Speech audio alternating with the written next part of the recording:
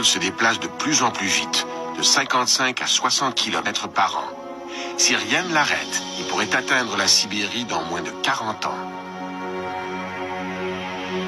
Et alors Greg Braden dit ceci, il parle de la fameuse résonance de Schumann. Je ne sais pas si vous savez ce que c'est.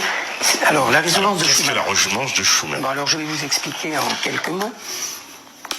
La résonance de Schumann, si vous voulez, c'est un peu le cerveau magnétique de la Terre. C'est une espèce de cavité qui se situe entre la ionosphère et la croûte terrestre. Or, cette résonance de Schumann,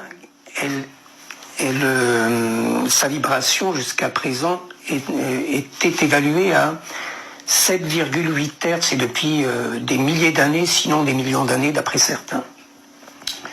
Or, il se trouve que depuis 1980, cette résonance s'est mise à s'accélérer.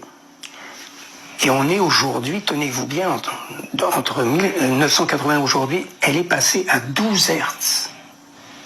Une accélération donc de cette résonance fait que le champ magnétique de la Terre diminue, le temps, l'impression du temps qu'on a s'accélère, une journée de 24 heures aujourd'hui nous donne l'impression de vivre, en fait on ne vit que 16 heures réelles de cette journée de 24 heures si vous voulez.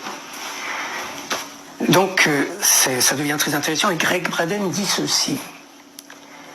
Donc la Terre est en train de ralentir et quand la Terre atteindra 13 Hertz, qu'il appelle le point zéro, à ce moment-là la Terre va s'arrêter.